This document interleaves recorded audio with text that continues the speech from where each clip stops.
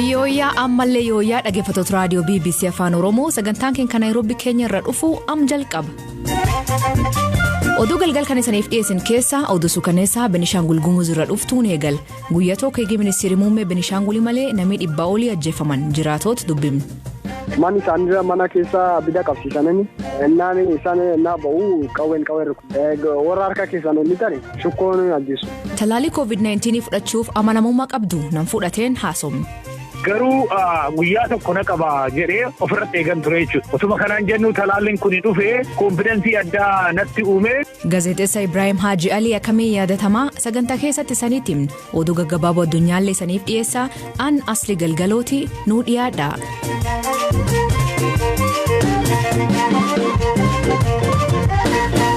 Itoophiyaan waan daangaa isiitiif Suudanii raawwataa jiruun Suudaan eegachiifte. Biyyoonni lamaan kalee Suudaan magaala Kartuumitti marii gaggeessanii turan. Eegii lolli Tigraayitti eegaleen booda daangaa biyyoota lamaanii daangessuutti wal dhibdeen dhalatte. Ammaa yoo ittaana gabaas qaba. Itoophiyaan gama daangaa Suudaaniin sochiiwwan taasifamaa jiran waliigaltee duraan taasifame kan cabsudha jechuun aariitiin akka dhaabbatu akeekkachiifteetti. Akeekkachiifni Itoophiyaa har'a dhagahame. Biyyoonni lamaan guyyaa kaleessaa eegalee dhimma daangaa irratti mariin Suudaanitti gaggeessan har'a xumurameera.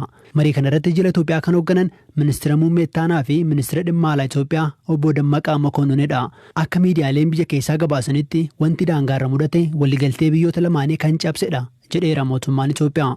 Dabalataan tarkaanfiin Sudaan dhugaa lafa jiru waan jijjiiruuf atattamaan akka dhaabbatuu fi wanti hunduu bakka duriitti akka deebi'u Itoophiyaan gaafatteetti. Akkasumas miidhaan guddaa qonnaan bultootaa fi abbootii qabeenyaa irra dhaqqabe xiyyeeffannoo akka barbaaduu fi atattamaan akka sirratu Itoophiyaan gaafachuun dhagahameera. Walga'iin itti aanu yeroo mijatutti Finfinneetti akka taasifamu biyyoonni lamaan walii galaniiru.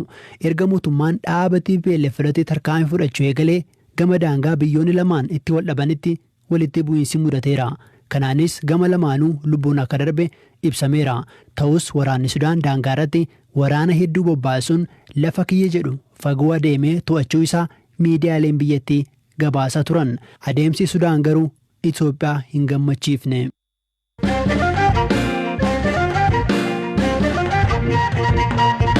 Weerarri kooronaavaayirasii waggaa darbe addunyaa qabatee lubbuun miliyoona tokkoof 100,000 olii galaafate nam miliyoona 78 caal immoo vaayirasicha irratti argamuun ragaan yuunivarsiitii John Hopkins mul'isa.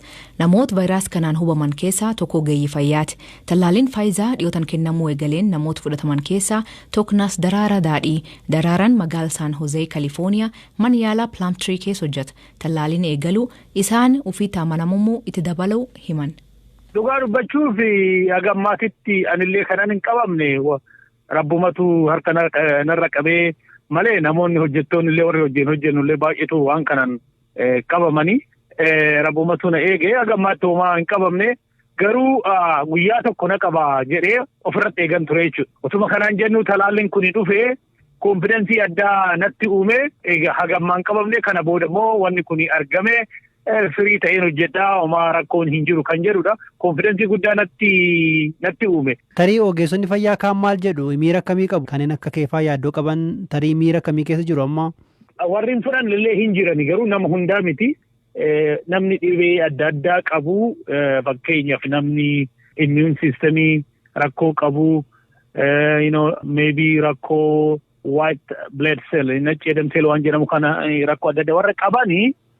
Fudhachuu fedhiin qabani garuu namni normaaliin namni fayyaa guutuu qabu hundi isaatu dabareenus hin ga'u amma dabareen isaatu nama hin ga'u maaliif manni yaalaa kana kennu kuni namoota murtaa'ee fi hiriira galteeti amma bookdi ta'e the whole week namni baay'een hojjetaan hiree kana argate hundumtuu jechuun hin danda'ama warra dhibee addaa darbee dhibee adda addaa warra qabaniin ala namni baay'een fudhachaa jira.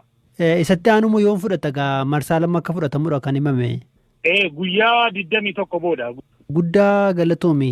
Eeshi brother galatoom fayyaa.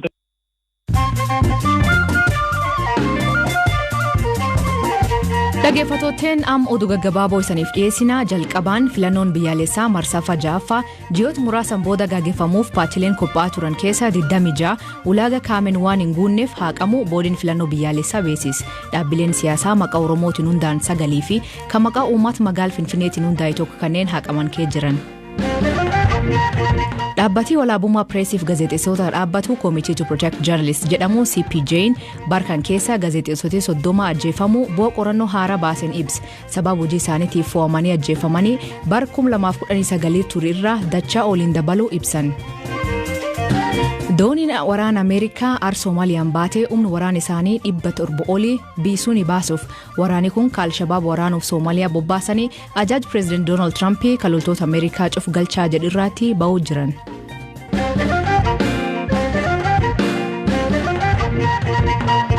Gaazexeessaa fi artistiin gaamessi Ibrahim Haji Ali kan ogummaa hedduu qabanii fi artii afaan Oromoo guddisuu keessatti gumaacha guddaa taasisan beekaman har'a addunyaa kanirra boqotan.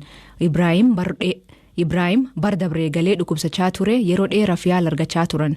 Waltiin afaan Oromoo keessatti baroof hedduuf kan tajaajilaa turan Faana Broadcasting Corporate keessatti gaazexeessummaan yeroo dheeraaf hojjetan. Keessumaatti sagantaa isaan qopheessanii dhiyeessan Faana afaan Oromoo jedhamu namoota hedduu biraatti jaalatamu. Ibrahim har magaal Finfinnee tawwaalam. Faana Broadcasting Corporate kutaa afaan Oromoo qopheessaa muummee kataan obbo Idris Guddatoo dhimma obbo Ibrahim irraa akkan jedha. Jalqaba irratti faanni afaan Oromoo qabeenya Euroolas keessatti nu dhiisee darbe keessaa tokko jechuun ni danda'ama. Faanni afaan Oromoo tiimiin kun waamichumti moggaasa isaa kun yaada isaati. Tiimii isaa isatu boce. Isatu guddise isatu kunuunse jechuun ni danda'a. Baqaalee asiin ga'e jechuun ni danda'ama. Hanga har'allee achi keessatti sagaleen isaan dhaga'ama. Faana afaan Oromoo lammaffaadha jedhee kan ani fudhadhuu fi kan ammallee sagantaa garbirootti guddatee nu wajjin fuullee jiru. Qophii qabiyyee sirbaa jedhu tokko achi keessatti sirboonni keenya kan aadaa kan uummata keessaa maddan baay'een isaanii kakaabaa gara lixaatti kakaabaa gara kibbaatti kibbaa gara lixaatti kallattii afraniinuu wal hubannaan akka uumamuuf jecha hiika itti kennaa dhaggeeffataan hedduu deebii yaada irratti kennaa ture gammachuudhaan simataa ture nama Oromoof dhalatee Oromoof jiraatee Oromoodhaaf jechuun ni danda'ama. Jireenyi isaa guutuu hanga maqaa artistootaatiin namni asii achi deemee faayidaa adda addaa barbaadu Ibrahim gaaf tokko balbala faayidaa dhaabatee hin beeku. Wanti afaan Oromoo keessatti qooda fudhatee kallattii kanaan gumaacha guddaa godhee jira. Jiruu isaa guutuu uummata Oromootiif dhugumaan jechuudha kan fakkeessaadhaaf yookaan har'a inni waan boqotee maqaa isaa dhaadheessuudhaaf leellisuudhaaf dubbannu osoo hin taane qabatama jireenya isaatti kan akka dubbannu nu dirqisiisa jechuudha. Akkanaan beeka Ibrahimiin. Mee keessattuu obbo Ibroon nama beekumsa hunda galeessa qabudha gama ispoortii, gama muuziqaa, gama aadaatiin, gama afaanitiin. Mee kana hoo akkamiin ibsitu isin tarii walitti dhufeenya hojii qofa osoo hin taane hiriyummaas ni qabdu. Beekumsa isaan qaban akkamiin ibsitu? Mankuusaati Ibroon jechuun ni danda'ama. Ispoortiitti gaafa garagaltu, muuziqaatti gaafa garagaltu, gara aadaatti gaafa garagaltuu fi seenaattis gaafa garagaltu waliigalaan hawaasni inni irraa hin dubbanne hin jiru.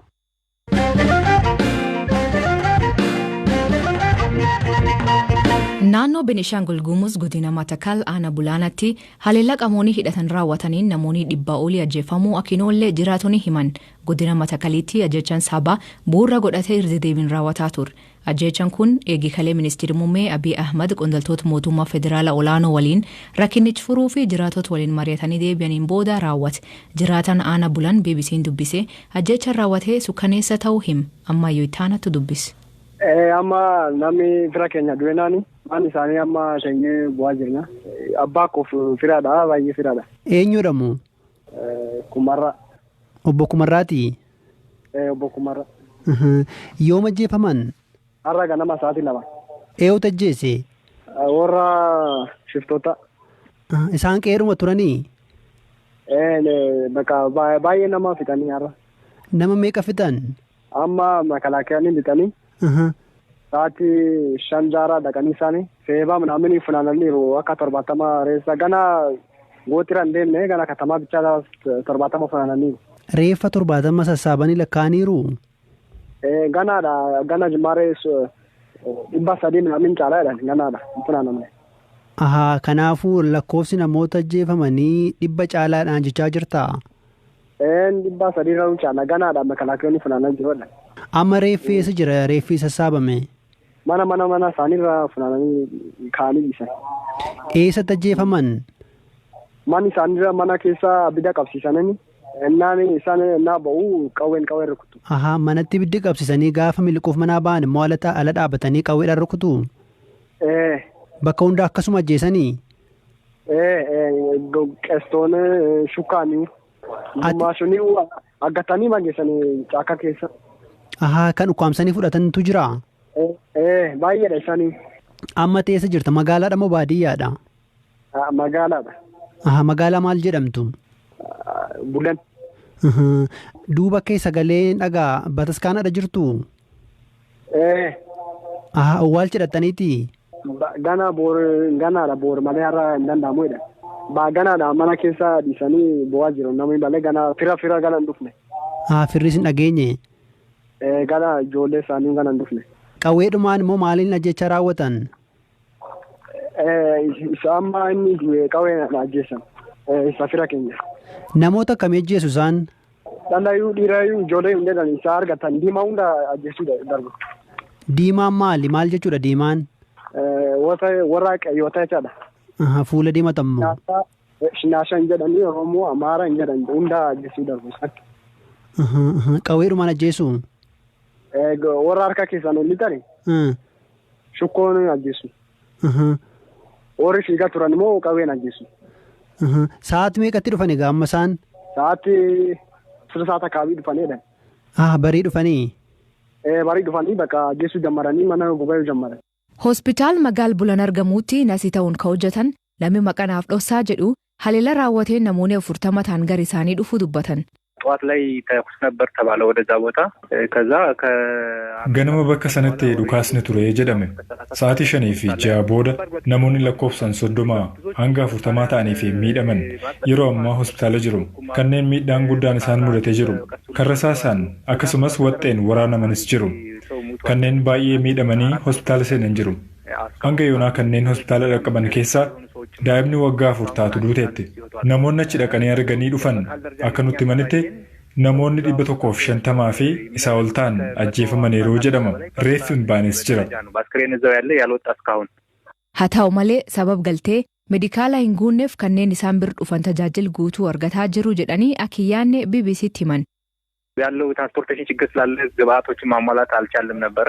ታጅበን ካልሆነ በስተቀር ለተቋሙ አገልግሎት መስጠት ሰበብ ረኮ ጌጅባ ቱሬፍ ገልቴ ሜዲካላን ጉተን ቱሬ ዮ ወራንን ወጅኒን ሶቾይ መሌ ቆሪቸ ፊዱ እንደንደኝ ቱሬ ከነን ሚደመኒ ኑብሬ ጅረን ገርጋርሰ ዱራዮ ተይ መሌ ወላንሰ ሲሪ አርገቱ ጀቹን ረክሳዳ ወላንሰ ከኖፉ ሁምና ሆስፒታል ቻኑ ሊዳ እና ታሙ በላይ ነው ህክምናውን ለመስጠት ማለት ነው ቡልቻን ጎዲና ማታካል ዲሚች ጋፈኔ ኦቦ አንቲኩት ሽቱ walgaayirra jira hin dhageenye jechuun deebisan.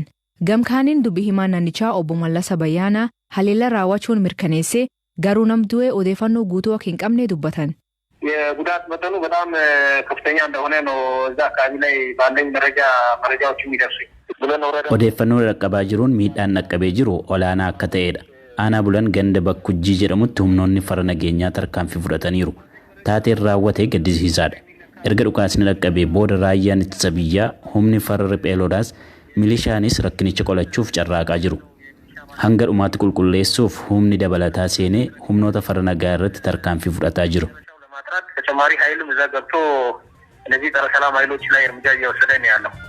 Ajjechaan Beenishaangul dhaqqabu kun ka duraati miti. Duraan mootummaan Itoophiyaa gareen ajjechaa kan raawwatu TPLF walitti hidhaqabaa jechaa ture. Dhaggeeffattoota keenya sagantaan keenya karoo biyya ganumaa an waliin turuu keessaniif hedduu isin galatoomfanna. Oduu dabalataa websaayit keenya BBC News Afaan Oromoo irra dubbisa. Qopheessan sagantaa kanaa ammaa yoo itti aanaa ture kan isiniif dhiyeesse an asli galgalooti yoo waaqee jedhu borsaatti akkana walitti deebina nagaa waaqa keenuu bulaa oraa bulaa deebanaa hangafamaan dhan bula.